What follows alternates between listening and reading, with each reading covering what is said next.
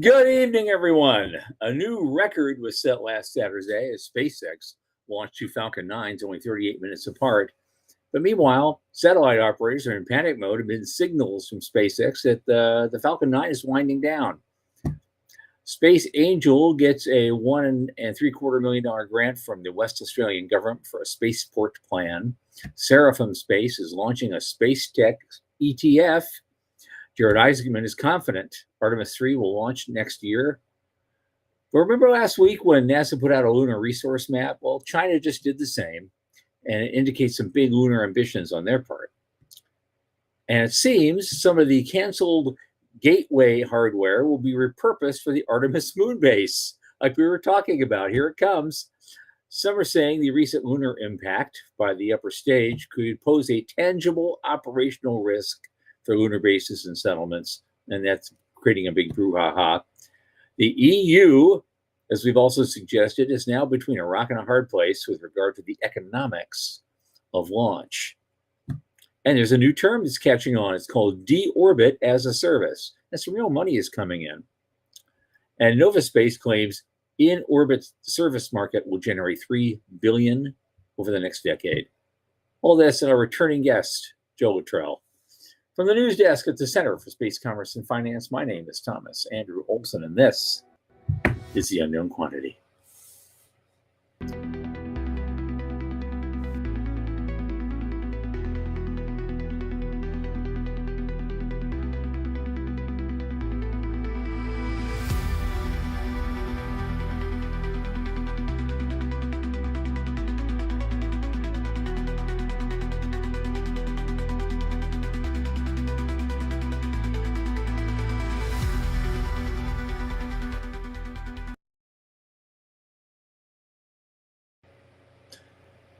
And as you know, this program is brought to you by the Center for Space Commerce and Finance. And what do?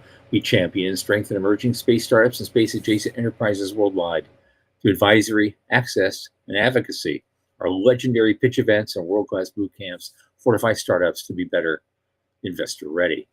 Now, in addition, this podcast, which has become a crown jewel of all our activities, is largely supported by our listeners and fans like you. So if you just go to cscf.space/support and click that plain as day donate button, $10, $25, $50, $100 even is not a lot in the grand scheme of things, but it makes a big difference for us. And it's U.S. tax deductible. So don't forget to like and subscribe and tell your friends. Now, speaking of friends, my longest space friend, Michael Lane, who just finished carving his own hand of Fatima to ward off the evil eye, is here with us. Michael, come on in. Hey, how are you? I got a million of them. They're going to go on forever, man. A million of them. I actually try to not read that paragraph when you send the script. Yeah, I'm like, I don't know what he's going to say. But I said, well, actually, when I sent the script, it still left in the one from last time. Yep. And I realized it when I sent it. I said, oh God, I got to put Michael in. What am I going to do? Oh, here's one. Yeah. Here we go. Very fun. How's things? How's Florida? Florida, it's still swampy every damn day. My electricity bill is sky high still, despite everything I've done, to try to cool things down. My God, yes. Thank you, Sean. Sean says he has swamp ass. I don't know what that is. It's some kind of a syndrome. I hope he doesn't have to change his shorts every few hours. I don't know. When I lived in Virginia, I felt like I would just melt. Yeah. Yeah, things are good here.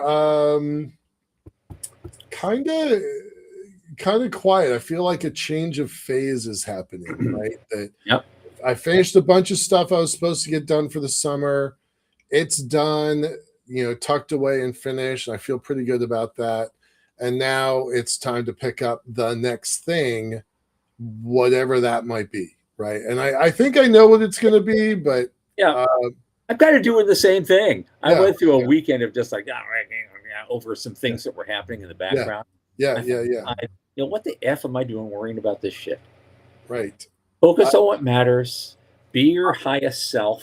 Get up there and just we're gonna make things work. I don't care how it's gonna work. I don't know where it's coming from, but I know it's gonna work.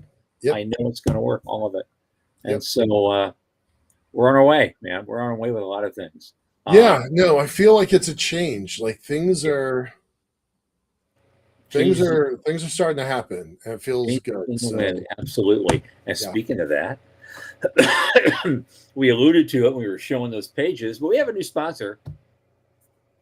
It's an old sponsor who decided to sponsor this, but Right. in this case, we're bringing back the microgrants, the monthly microgrants, Yay. $1,000 microgrants. In fact, our guest tonight was a beneficiary of one of those, and look how far he's gotten. And Yeah. so, these are things we're going to be talking about that a lot in future shows too, and we're going to have to rotate back in the schedule a little bit. Mhm.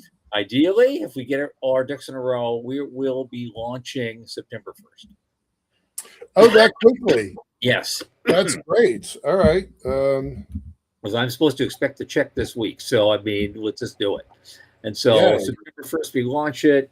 We have maybe by September 20th or so, we close down that first month and we make our announcement end of September. And then 1st October, the first show in October, we get to bring them on for a few minutes. And so I love that. So we're going to have to start planning for that. And so, okay, that's good. I'm excited about that. So it's going to start. It's going to start in a couple of weeks, but I don't actually have to give out any money until October 1st. So, all right. But we're in good shape. There it is, microgrants. I'm going to grab the link. I want to reiterate that this is not open yet. Not open yet. Wait until it's open, because I think I have some work I got to do on the website to right. make sure it's updated. And so let's not. Well, maybe we shouldn't have put that link up there, but okay, well, Spotify people won't care. Right. Yeah. They won't see the link. That's all right. We'll just move forward with that. I just want to make that announcement. It's happening. That's exciting. I really love that program. I think it's really cool. I have 11 news items. We're going to have to race through them a little bit. Zip. Let's go. Let's do it. So the first one, SpaceX set a record. They launched 2 flights, one from Vandenberg and one from the Cape, within 38 minutes of each other. Bonkers. That's so great. Yeah, this is just the beginning. They're already working on building more facilities and spending crap tons of money on that. And so we're gonna see this a lot more. I think if Musk get his way, he would see a launch every 30 minutes, 24/7. Keep going, right? I have 5 launch facilities, and I could just keep rotating and putting them through. Right. Well, I know we're trying to do this quick, but is that the next? Yeah. Let's go to the next article, because the next one is that puts the launch pad problem into perspective. And that's why I put them back to back, because they already hinted they want to wind down the Falcon 9. Yeah. And in favor of starships, presumably, I guess. And so they want to put the resource into that. But a lot of people are starting to go into full panic mode. Mm-hmm. Because for how many years? 18 years or something, the Falcon 9 has been a very reliable, dependable given in everybody's life. And so for them to say, well, we're going to just drop doing that and do this other thing instead. And a lot of sat operators who have contracts going forward years. Right. Yeah. Are going, hey, wait a minute. Now what? Right. Yeah. Yeah. How much I really respect Gwen Shotwell, but she has said that the operational lifetime of the Falcon 9 may end in 2030 or 2032, but they're winding down operations in 2028 for most customers. So great, bring on Starship, but Starship by itself is not the whole story. So well, they got to give them an offer saying, well, if we don't have your Falcon anymore, okay, we're going to put you on Starship for the same money or even a reduced rate, because we're supposed to be, the big discount guys now. Right. Yeah. We can now launch 20 of you at the same time. Right. Think they Yeah, will? we got a plan. Everybody has a plan that's kind of fixated on this workhorse. Sean wrote a pretty interesting set of articles basically saying if you took SpaceX out of the equation, America is actually playing catch up, Yeah. which, that's right. We became so dependent on this monopoly that we're now, and this is no slap to Blue or Rocket Lab or maybe someday Relativity or Astra or anybody else, but we need access to space, and Yeah. for them Well, to you know who realize. this opens the door for specifically?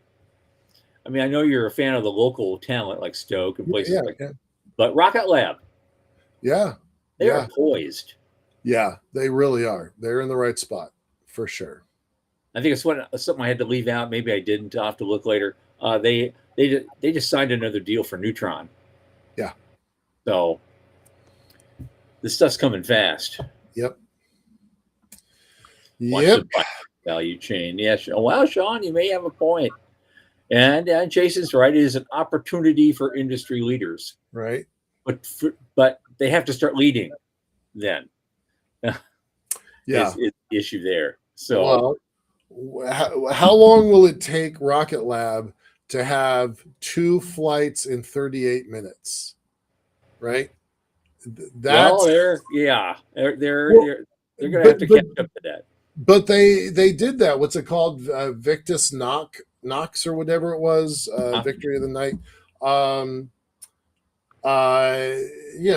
They flew in a matter of less than 20 hours. I forget what the actual number was, but 20 hours from start to finish, from notification from Space Force to flight, and so they definitely are on path to kind of come to the rescue of this industry, but that was a one-shot deal. They did twice, but yeah. All right. So let's have more launch pads, more capability, more rockets, but more launch pads. And here we go. We're going to talk about that on Thursday with Murata. Absolutely. And that's the latest thing. And the Western Australian government handed a company called Space Angel a $1.75 million grant for a spaceport plan. Mm-hmm. So they're still about building it. And of course, I would say the middle of nowhere, but there's a lot of middle of nowhere in Australia. That's a lot of empty. Pick a spot on a map, put a pin in it here. We'll do it there, mate. We'll just launch it right there. Is there a road? Yeah, we'll make one. that we is can do it for $1.75 million. I like your accent. I really dig your accent. I try. Yeah. They're fun. Yeah. Fun. Thank God there's a big bunch of empty out there though by that picture though. Wow. Yeah. Thank God they're not building a launch complex in Minnesota. Now that'd be kind of awful, don't you know? Oh yeah. Oh yeah. Oh, there you go. Well, here's a big one though. Seraphim Space. I have a love-hate relationship with Seraphim Space. I love what they're doing, but they'll never give us any money. Right. The Seraphim Space, but they're launching a space tech ETF. So I don't really know what an ETF is. So can you back up and talk about what that is first? Oh, it's an exchange traded fund, is what it is. So you set up an investment fund of some kind, and then you monetize it like it's a stock, and you're selling shares on the market. Okay. All right. Traded fund. So you're saying shares of this fund. We set up a fund. Let's say maybe 100 million in it, and we're going to invest in stuff. And you can buy shares and watch your shares go up and down. How different is that from a mutual fund? Is the mutual fund private? I think. Yeah. It's usually set up through banks, and Okay. All right. lending institutions, of investment, large banking institutions. Yeah, those things came online a couple of years after I left, so I never really paid that much. All right, so good. So there's a ETF for space. There are a couple others, like there are other groups that have been doing this. Well, they're not the first to do it, but they're Seraphim, you Yeah. see, and so they got the name recognition and and Sean's right, we could create our own, but I knew guys like that a long time ago. Yeah, I have a this that fund or that this and that a fund, it's like a hedge fund, especially hedge funds. Oh, is there any money in it? That's kind of the key. It's like all the alt currencies that are out there, all the cryptos. The crypto is only as good as the number of people who use it, right, for something. Right. So, so there's that. So Seraphim's doing that. So that's some money in space. Well, hold on. Am I reading this right? They raised 137 million pounds. They prompted them to raise 137 million pounds via C share issuance, and they began trading. Yeah, so this is a thing. This exists. Then I did not know about this. It is a retail. It's definitely a retail offer, though. That's why it's exchange traded funds. It's a retail thing. Okay, all right. So, and ETFs have been around a long time. Wonder why this is being posted in the Scottish Financial News. Well, because I don't know. That's a good question, because it must have something to do. Maybe Will Whitehorn is a native of Scotland or something. I don't know. All right. Moving on. We got a lot to do here. Lots to do here. Okay, Jared Isaacman is extremely confident Artemis 3 will launch next year. Outstanding. He says it publicly and pounds his fist on the podium. Right. And so I just thought that was worth noticing. He's extremely confident to test rendezvous and docking operations between Orion and test versions of 2 human lunar landing systems, supposedly. But that's interesting is wet dress rehearsal is planned for November. That is my birthday. I want to go down there and yeah. Huh. That'd be fun. Yeah. All right. Good. Stay confident. Do the thing. Let's make it happen. That's right. But then China comes up with a new moon map.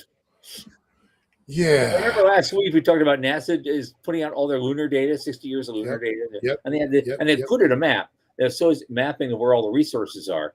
Well, I guess China got some of their own data and did some jiggering of their own map, and it has even more stuff in certain areas than people realized, and also they say helps underscore the kind of ambitious program that they're going to want to do. I mean, if they're seeing more of a certain resource that they like, they're going to be expending more resources to go get it and establish a base and establish a facility. So it's kind of advertising their future lunar ambitions, according to the critics reading it. Yeah. I kind of dig this. They keep going on and on and on. They do not stop. Nope. They set a target and then they put money into it and then they hit the target and then they do the next thing. But this next one, here's the brutal irony. I love this one because I actually talked about it and nobody believed me at the time because first they're in the beginning. Yeah. Sorry, I thought we were still on the moon. No. In the beginning, they were building Gateway. Right. In the middle, they were saying, well, actually, ESA's going to build Gateway, but we're going to pay for some of it. And then Gateway was canceled. And then what did I say? They're probably, if they're smart, they'll probably recycle some of that stuff for use on a lunar base or something. And everybody went, oh, no, Tom, you're out of your mind. It was built for space. It wasn't built to be an lunar surface. Well, guess what they're doing? Right. You can't have a big asset like that just sitting stagnant. Like somebody's going to want it. Hell, I wanted it for a space station for Liftport, but yeah. Well, I yeah, guess especially the big modules that Thalassemia were building with Northrop Grumman, those big modules, they want to get those and repurpose them yeah, for the Artemis base itself. So, okay, I think it's a great idea. Save a yeah, few bucks, already paid for it. Just turn it into something. yeah. The environment is not that much different. Yeah, it's just a Yeah, big asset just sitting there, ready to ship out to somebody. yeah, and I then kind of thought it might go to Europe, though. I was a little surprised that we reclaimed it. Because remember, other parts of this went to Europe. yep. And I thought that was one of them because it was built by Thalassemia. Yeah, I thought so too. Yeah. So maybe they're paying them, or something else is happening, or they're being allowed access rights to the station that's going to become more international in scope in ways that they're not telling us about. NASA's like, hold my beer. We're going to take that back. Just kidding. Right. Yeah. Yeah. Yeah. So the canceled Halo space station module is being put to productive use. Good. I'm glad. I love how they said that. Uh-huh. Well, I mean, there's so much about that program that they just threw under a bus. It's nice that they've been able to capture some value out of it. Well, I thought Gateway was just nonsense to begin with. There's only about 5 people left in the community who still believed in it, including David Brin, who's kind of a yeah. I was not as angry about it as other people. It was a stretch. It was a stretch, but I wasn't as angry about it as other people were, because I do see the value of getting back there and kind of claiming our real estate. Yeah. And for the politics of it, I was still okay with it. But Yeah, but I just love to watch the Zubrin reaction. That was the most fun thing I ever saw. It's like putting a 50-cent piece in the slot and turning the pushing the buttons for the song and what music comes out, right? Mm-hmm. Oh God, that was funny. 3 minutes, pick out the stories. Oh, I'm already getting yelled at. See, we're not going fast enough. So what do I need?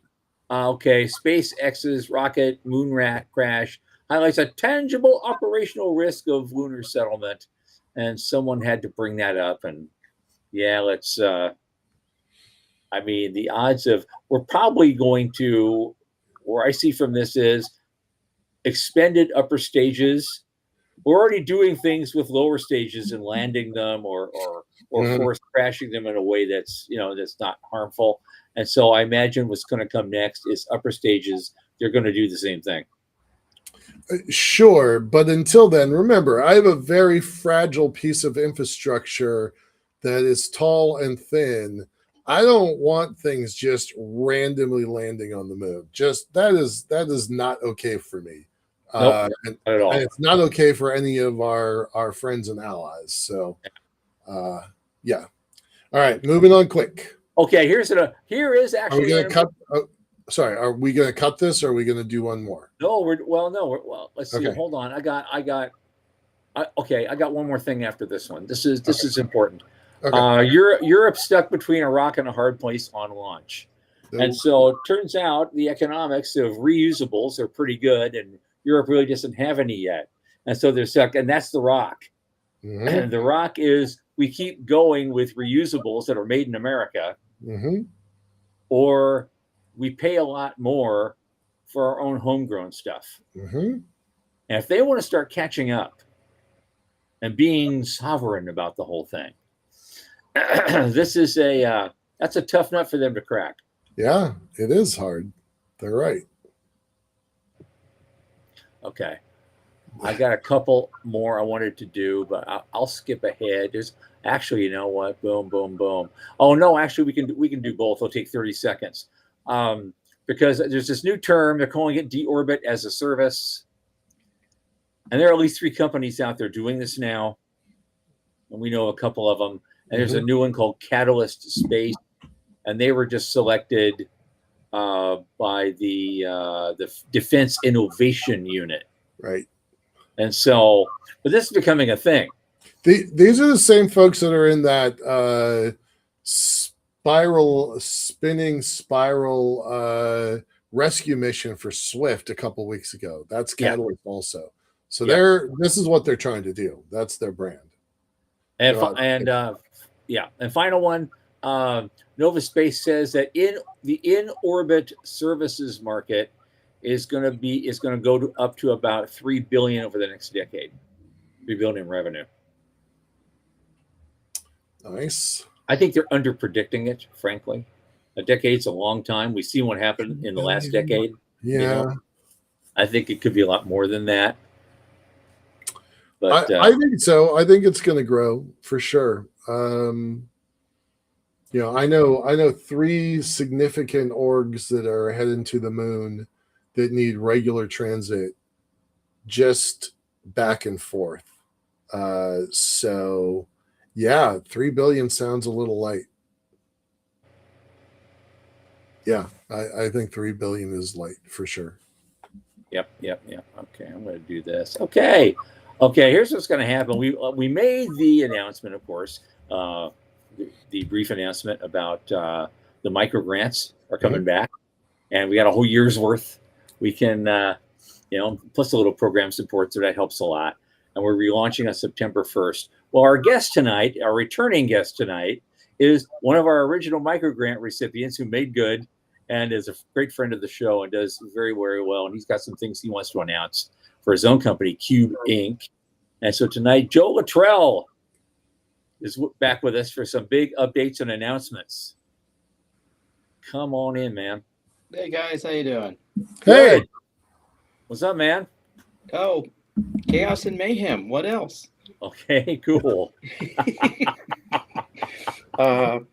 No, we've got a lot of cool things that are happening, and well, I'd like to share them with the audience here, and you guys agreed, and I mean, this all stems from, like you said, the micro grant.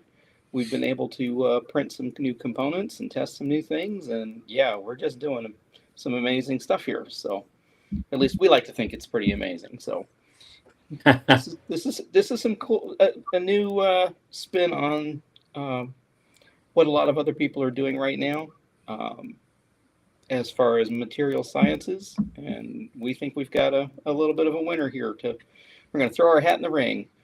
Okay, let's hear it. Okay. I sent Sean a presentation. Let's see if it will actually work. All right. Okay, not exactly as, there's no way to do a full screen or anything on it. Oh well, we got what we got. Okay, so we were looking at this whole our micro satellites and using them with a manufacturing materials process. We've been working with Michael on building one for Liftport, and we thought, well, maybe there's something that we can do that would really, really make this kick over. And so we've invented a micro manufacturing satellite that is probably the smallest that has ever been built, that is, fully functional. So if we can go to the next slide, this is what Aurora is. We've talked about Aurora before on here. This is the satellite base that we use. And to put the size of this in context, well, you can see it's next to a Coke can there. This is a very, very small satellite. Okay. I didn't have regular Coke. I don't know why I had a Diet Coke in the fridge, probably because I don't drink it, and it's been sitting there for a while, so it made a great prop. But that gives you an idea of the scale that we're talking about here. Well, it never ages. So. Well, that's true. So, okay. Well, this is now what we call the Aurora Material Science Lab. And it is a 90 millimeter by 70 millimeter by 50 millimeter space designed specifically for doing material science. again, using that Coke can as a reference, we've got a little box there around what this thing actually is. That's how tiny it is. It's very, very tiny. But with it, we're able to do standardized. It's a standardized spacecraft. The architecture and configuration are all standard. All the mechanical, electrical, thermal, all that fun stuff, we take care of that. You don't have to worry about that. As a payload, you just have to worry about what goes in your little box. And then your box connects to our bigger box, and then we launch the bigger box, and then we send back your data. So you can do all kinds of fun things, integrated experiments. You can do sensing tests. If you're doing materials tests, you can have cameras and temperature sensors all around what you're working on, so we can do a complete monitoring of what's happening. And it's completely autonomous. Once you program it, it does what it needs to do. If you want to communicate with it, we have a dashboard, we have APIs, tie it right into your own back end. Your science in space going straight to your systems. That's the plan. So it's like you build the box, you give it to us, and the next thing you know, we launch it, you're getting data, and you can go about your experiments and working with your materials. So, yeah, that's what we're trying to build. And some of the areas we're looking at, if we can go to the next slide, if it'll. I know this is not exactly easy. Thank you for doing all of this. Okay, so let's say you need some materials and you need to test how long they're going to survive in space. Wink, wink, nudge, nudge. They're on the lift port side. We're doing a durability test for them. And so what are the radiation effects on your materials? What does atomic oxygen do? Does the vacuum of space actually damage what you're working on? Okay, the idea is to build a satellite with this payload inside it, and you can do a long duration experiment and get the information you need. This is very different from what the shuttle did back in the day. Remember, they had that big, huge lab. They launched it into space. They were going to retrieve it a year later, and a little accident happened in between, and it was several years before they got it back. Well, the way we do it is it doesn't matter for retrieval. Right? We're sending you the information in real time as we're going around the planet. Because of the way we build this, and again, the 3D printer has been very helpful in this regard, thank you. We can build a space self-contained that can allow you to do things like testing, welding, or in-space manufacturing. You want to do a robotic assembly, you can put it inside there and you can actually make it work. So it's extreme miniaturization for the support, and here's a box. Go have fun. That's what we like to say. All right, next slide, please. Okay. So what else can you do? How about some functional materials testing? All right, this kind of draws back to that whole atomic oxygen, long duration. But there are things like, do you want to test batteries? Do you want to test solar cells? Do you have a semiconductor you want to try in space? Do you have a new microprocessor that you want to give a workout to, and you want to put it in the real environment? Simulated environments are great, but simulations only go so far. You got to put the stuff in space eventually. So here, let's put it in space. Let's test it out. And also, finally, we can do bioengineering in life sciences. You can't get the materials back. Okay, so this is running, again, remote experiments that allow you to look at reactions or life sciences tests that you don't want to do here on Earth. Organelles is one that I've heard thrown about a lot. You could actually assemble a miniature liver or kidney inside this capsule and test how it grows in the microgravity environment in low Earth orbit. So that's some of the things that you can do in this little tiny space. So,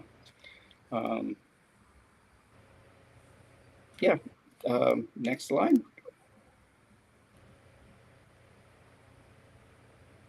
Okay, so here's the way, this is our motto that we're going with: define, integrate, and fly.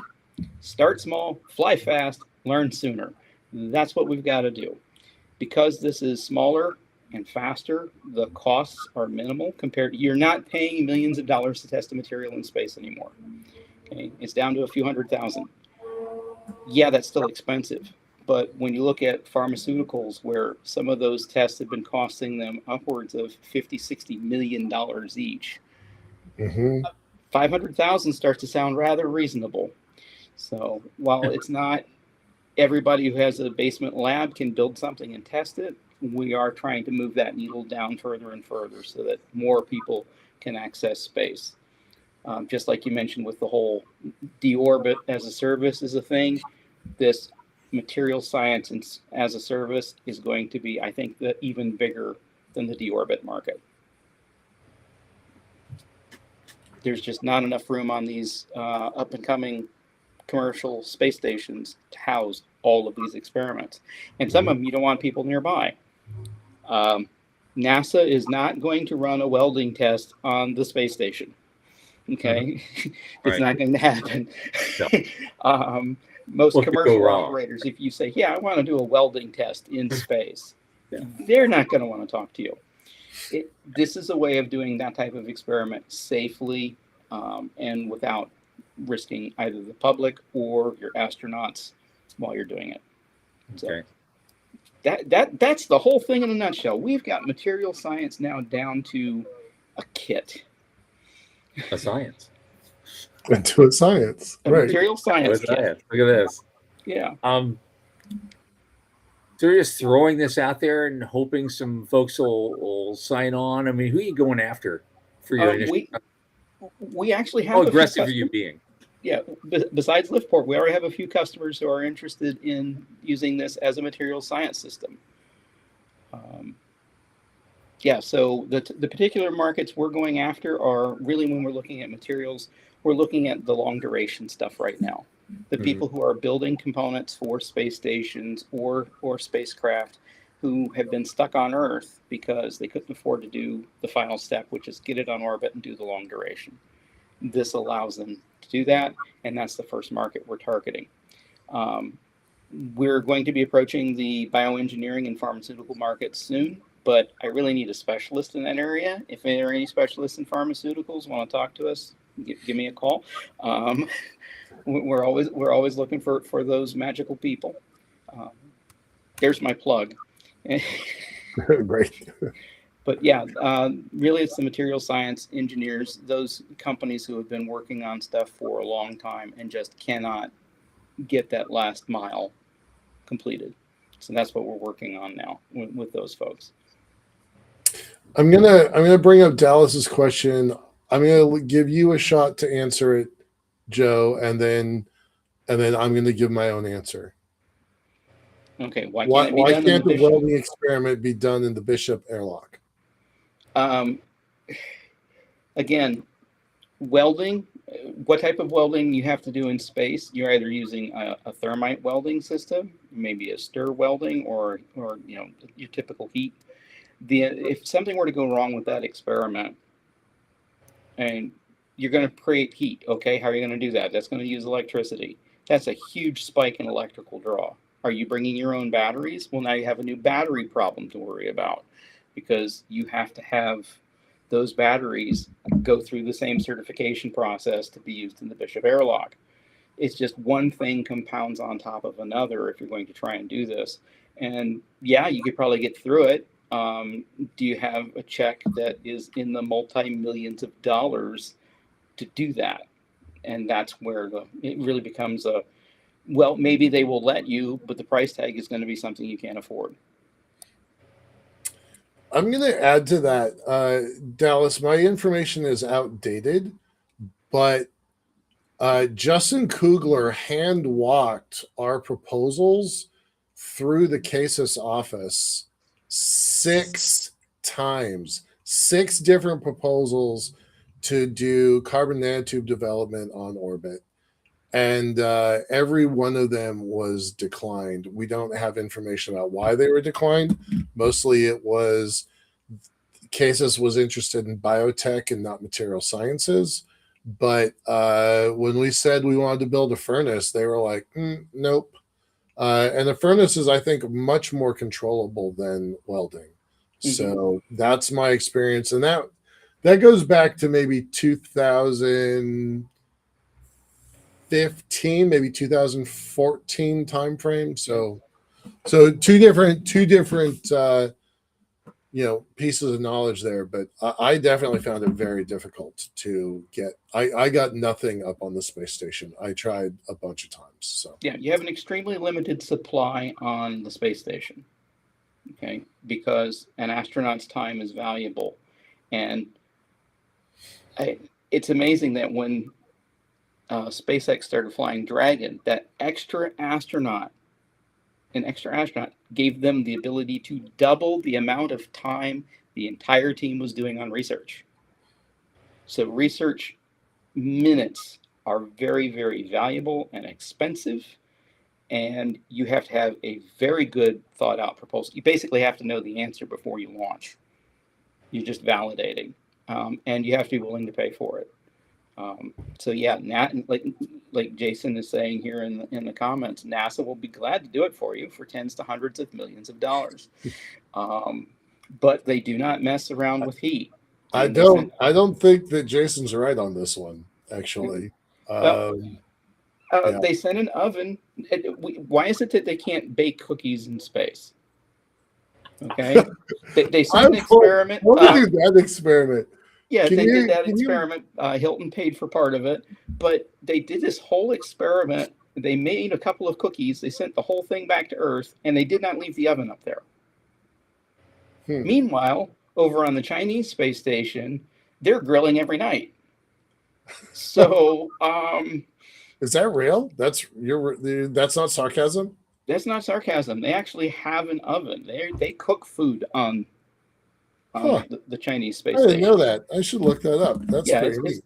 It's different, but they've shown it numerous times where the crew sits down to a hot meal that wasn't rehydrated with water. I'm going to toss this note up from Jason.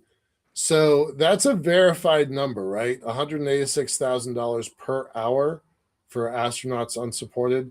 I think I've heard that before. I have not looked that one up myself, so I cannot verify, but I think I've heard something like that before. That the price per hour for an astronaut's insane. Yeah. All right. So let's talk about this model of yours, right? So what's a price tag to send a widget up? You've got some numbers in mind. And where's your bottleneck? The bottleneck, I'll start with the bottleneck. The bottleneck is launch. Okay. And for as much as SpaceX launches, when you really look at it, SpaceX does the bulk of their launch for SpaceX. And the companies that we had hoped to come along and provide more launch capability are still fighting with it. Firefly's on their Alpha 2.0. Then you've got Stoke, who's still working because they're doing full reusability. Relativity Space, they launched once and then went back and built a bigger one. Rocket Lab, they're working on Neutron, and they're launching a lot with their Electron, but they're booked solid. So where are you going to go? That's still the bottleneck.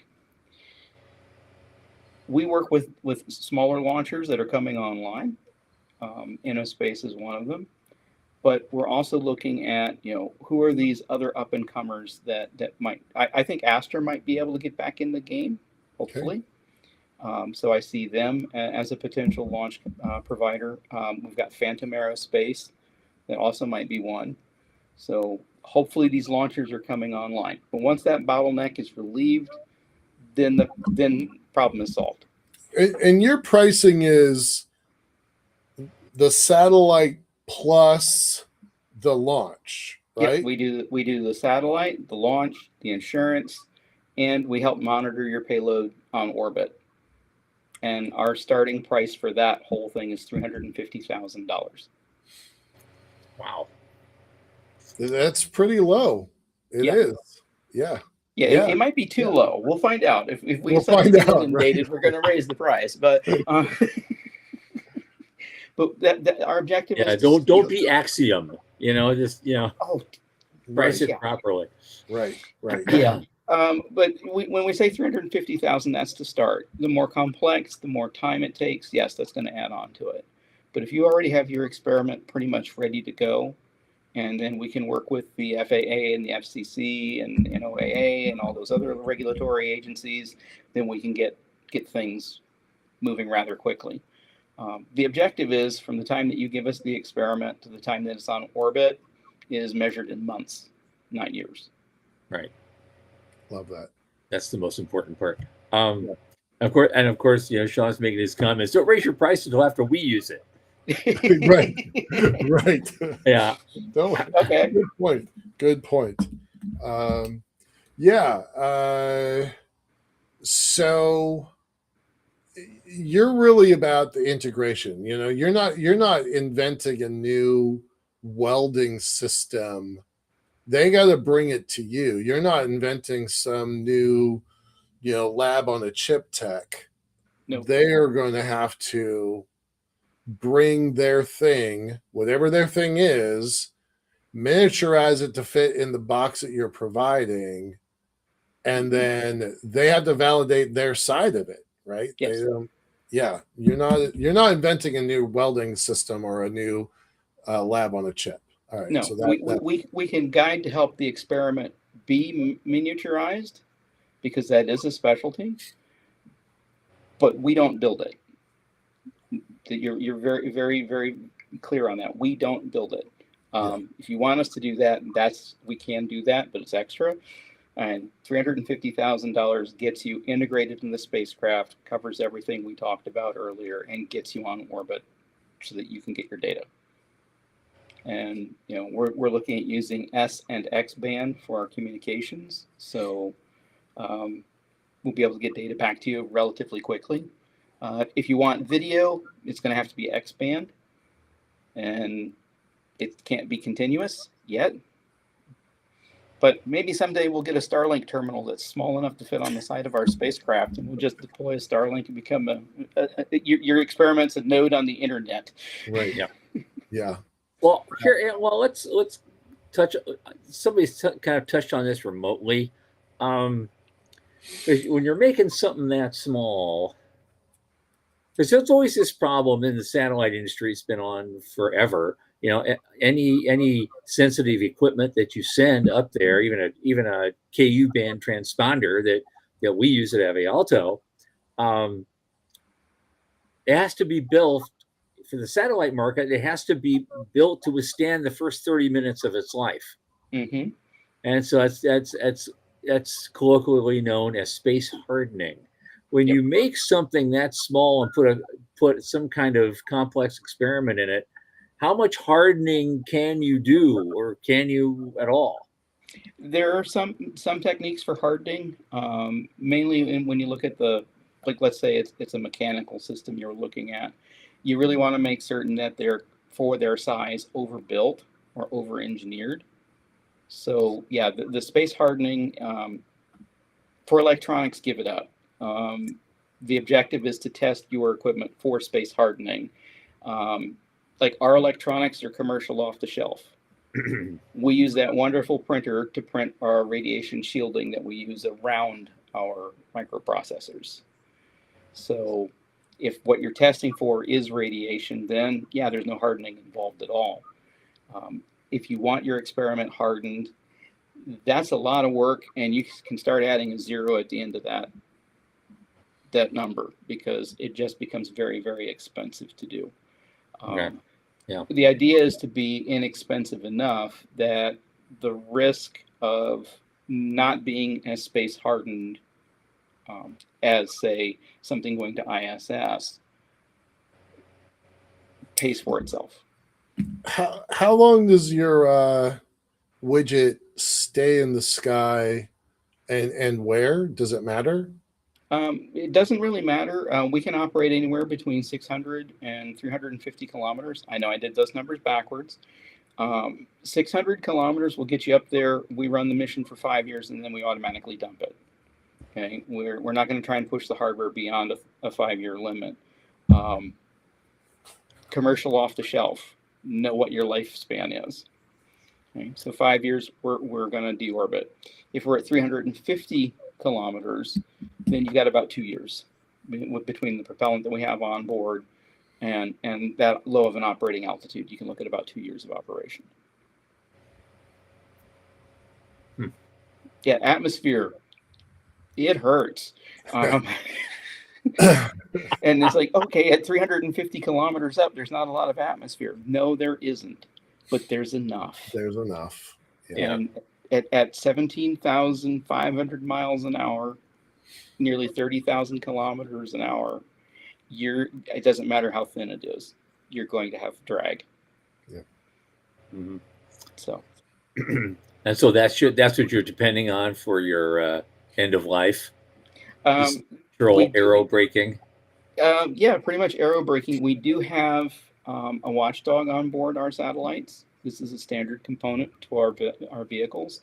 Mm-hmm. If the watchdog doesn't receive a signal from the CPU and cannot revive the satellite after a certain period of time, it orients it into a flat into the airstream and forces a deorbit. So. Okay. So that watchdog, you codenamed it Leica, right? No, but I'm going to do that now. I'm going to do that now. That's good. That's beautiful. I didn't even think about that. That is gorgeous. I love that. Yeah. Leica. Sure. That's a good idea. Yeah. And we're doing all this. I see Jason say, yes, we do this from a shop in Pennsylvania rather than in California or Colorado, or I hate to say it, Seattle. Those are the places that all this is, the supposedly all the activity is going on.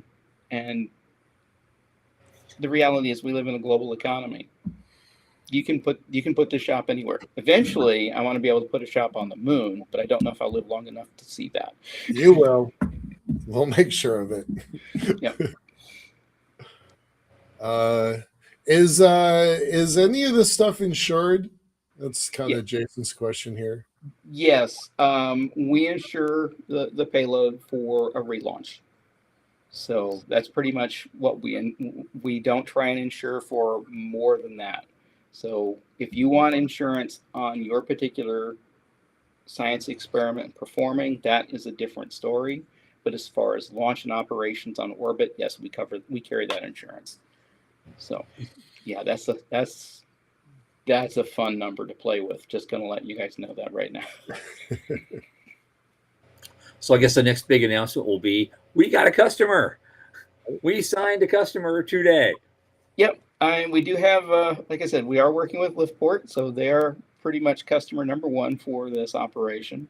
I do want to announce our other customer here soon, and I'm just waiting for them to actually, say yes, commit the deposit. Okay. Yeah. And then I'll know it's real. I know that's a cynical way of looking at things, but that's business today. Yeah. Can you describe in broad strokes what that customer is, or is it none of our business? They're looking at space hardening some electronics, testing what they've done to see whether or not it actually works. Nice. Yeah. And Sean's in the background is like, all right, we'll bring you on for the announcement. And yes, this is the correct way of looking at things in the space industry. Yeah, don't make pre-announcements for what you're gonna do. Tell us what you've done, right? Yep. And yeah, that's why when you look at the slides I had, it's great. I can anybody can AI generate just about anything, and I'm not gonna lie, some of those things are AI generated. Sure. But the picture of the satellite next to a Coke can, that's real. That's real. Yeah. Yep. Absolutely. We've got about 6 minutes left. That's kind of where we usually break to talk about the future.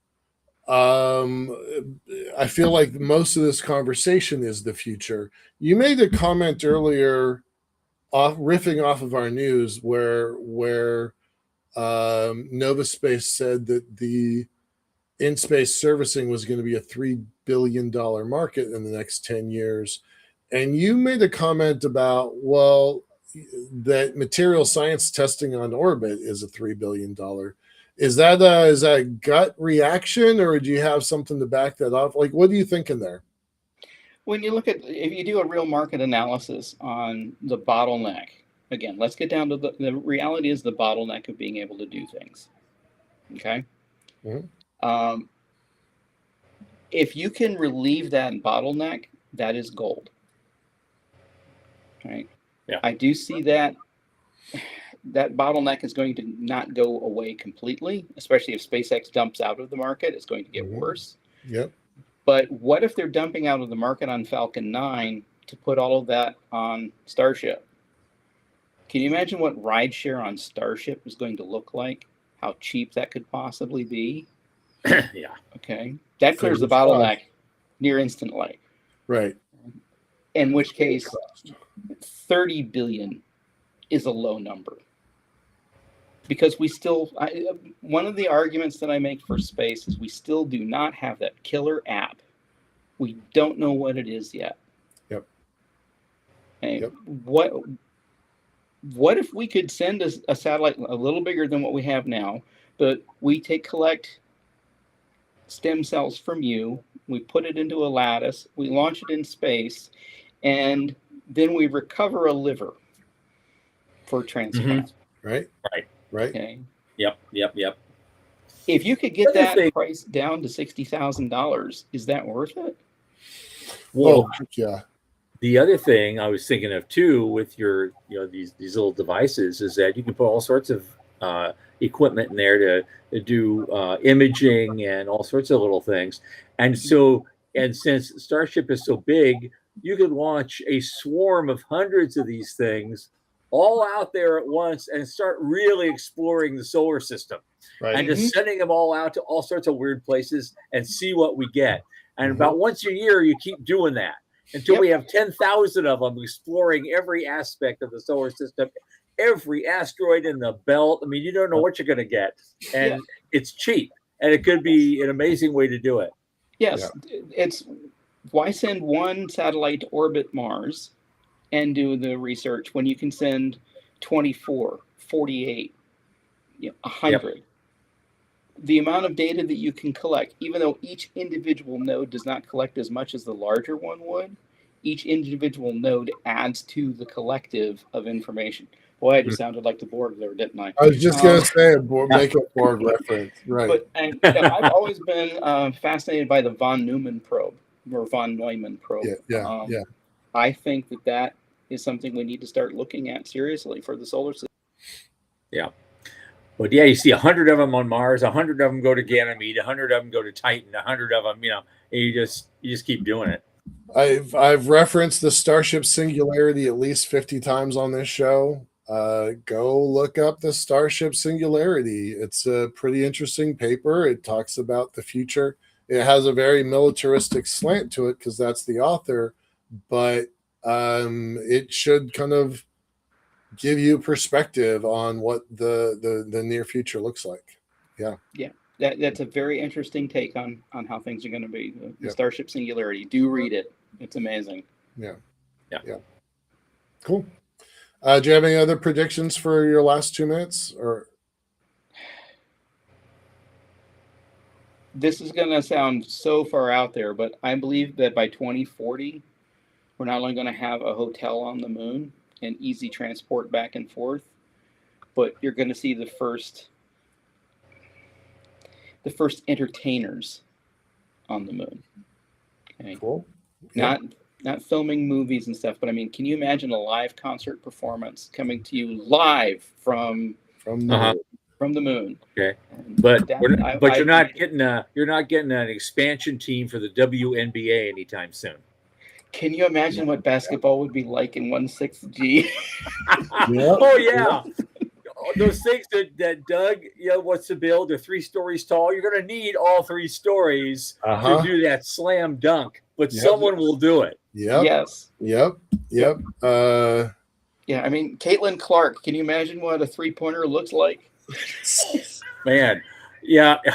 it won't be from the logo. It'll be all the way back at the other end. Right. Yeah. Mhm. Yeah. Yep. Block this. Yep. Right. Love it.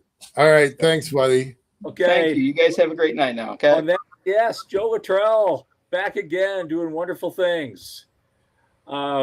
Okay, Thursday, Tom Murata is back with us. He's founder of the Spaceport Company, and we're going to talk about spaceports again and where we're going to build them next. I'm sure he's got lots of amazing ideas, and we can't wait to hear about them. And so on that note, for Sean Key and Michael Lane, I remain Thomas Andrew Olson. Keep watching the skies.